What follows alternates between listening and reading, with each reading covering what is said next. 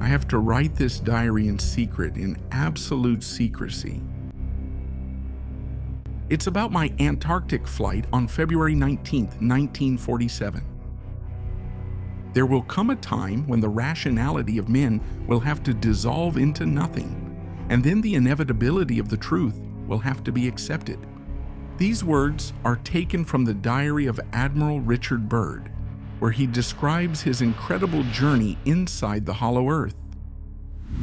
For supporters of the hollow earth theory, Richard Byrd's diary is a milestone. It is evidence that inside our planet there is a hidden world inhabited by superior beings. Those who think these are just the ravings of imaginative or insane men are mistaken.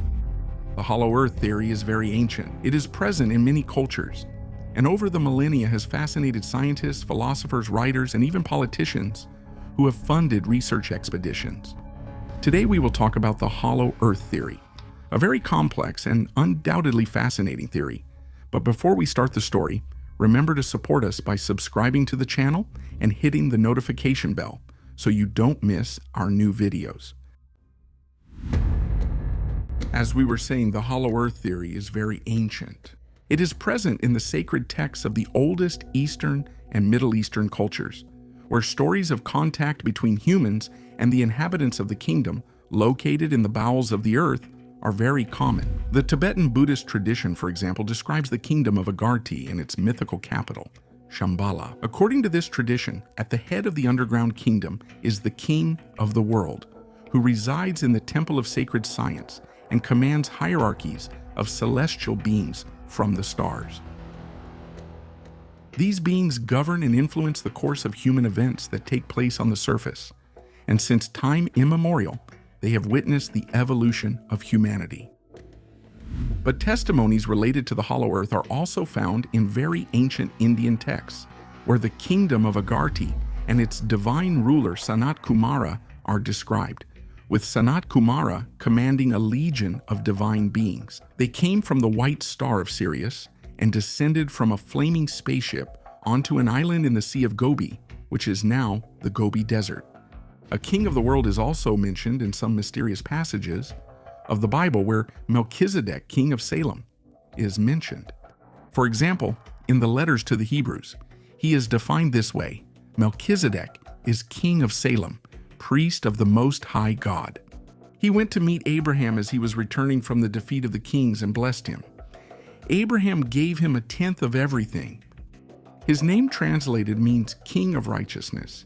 He is also king of Salem, that is, king of peace. He is without father, without mother, without genealogy, without beginning of days or end of life, made like the Son of God and remains a priest forever. Therefore consider how great this man was, to whom Abraham the patriarch gave a tenth of his spoils. The myth of a king of the world, of the hollow earth, and the legendary world of Agartha would therefore seem to describe a place where an ancient people from another planet dwell and watch over the actions of humanity. This ancient theory, whose origin is lost in the depths of human history, as we said, has traveled for millennia and has fascinated scholars of all kinds. In the 1600s, the astronomer Halley, who discovered the comet that bears his name, for example, explained some of the Earth's magnetic anomalies by the presence of several shells inside the Earth that rotate relative to one another. These shells would have been the size of the planets Venus, Mars, and Mercury, and would be separated by atmosphere. Each shell would have its own magnetic poles, and the various shells would rotate at different speeds.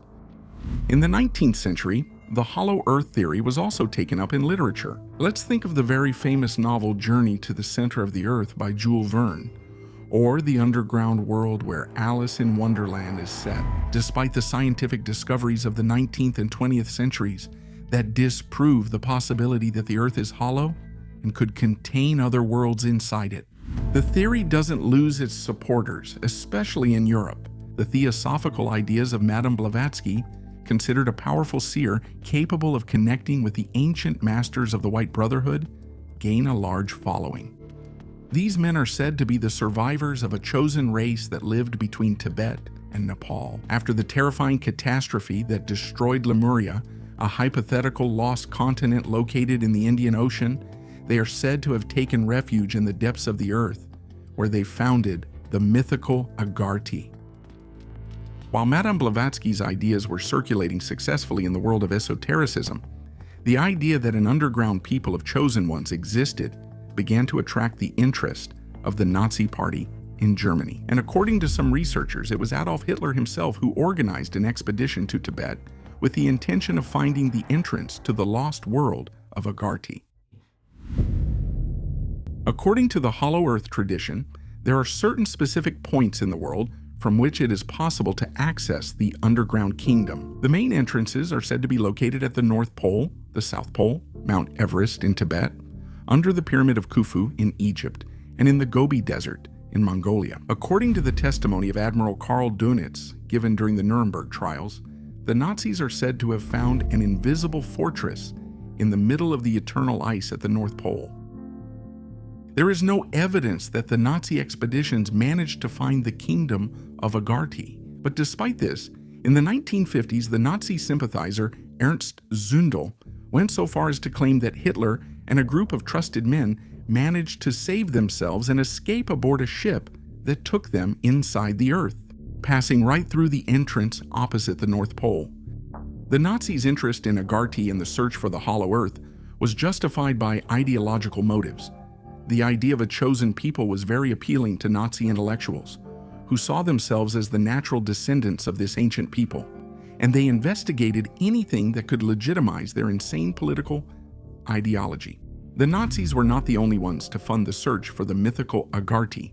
The United States Congress, under pressure from groups of researchers, also voted several times to fund polar exploration missions with the aim of finding access to this unknown world, but the research never led to anything concrete.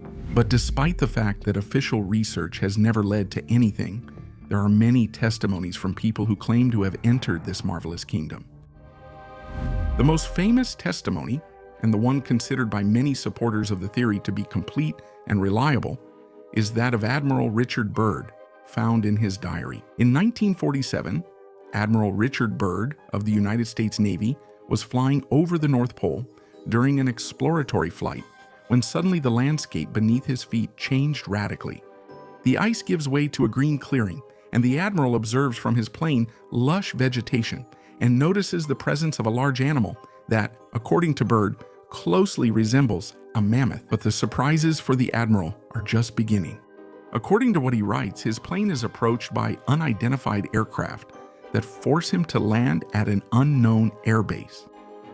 Here, Byrd is greeted by friendly individuals, whom he describes as having delicate features and blonde hair, who reveal to him the existence of an advanced civilization in the unknown territories of the underground world. And they confirm to him the existence of two openings at the poles that allow entry into this marvelous realm. Byrd is then immediately brought to meet the master, the commander of this underground world, who tells him that he was allowed access only because of his noble character and because he is well known in the surface Richard. The master explains to Byrd that he is in the territory of the Ariani, located in the underground world, and also confides to him that they had been observing humanity for a long time and had never interfered with the free will of men. But now, they were very worried. What worried them most was the use of nuclear weapons, which would soon lead mankind to destruction. The master, before letting him go, recommends to Byrd that he bring this message to the surface world and warn all peoples of the danger that humanity was facing. After this conversation, the Admiral is escorted to his plane and returns home. According to Byrd, once he returned and told of his incredible experience, the high command of the army prevented him from communicating what he had seen and heard. It would only be near his death that Byrd would write the diary containing his confession, which would only be released to the world several years after his death. Admiral Byrd's diary, as we mentioned, has become a milestone for anyone interested in the topic of the Hollow Earth. Researchers believe that the American explorer experienced firsthand the reality of a myth that has been passed down for hundreds of years by many cultural traditions. According to the critics of the theory, however, Byrd's diary is a fake. The Admiral did conduct exploration flights at both the North and South Poles, but he never discussed these events with anyone. Furthermore, an analysis of the language used in the diary, which is less than perfect English, would not match the Admiral's education and leads to the belief that it is indeed a fake. Today, of course, we know that it is not possible for the Earth to be hollow. We have a lot of scientific evidence that confirms this. But despite this, we find this theory very fascinating, as it has traveled through millennia from culture to culture to reach us. But could there be caves underground, places that may have remained isolated where a habitat has survived for millennia? And is it also possible that a people coming from the stars made it a base that they have been using here on Earth for thousands of years? What do you think? Did you know about the Hollow Earth theory?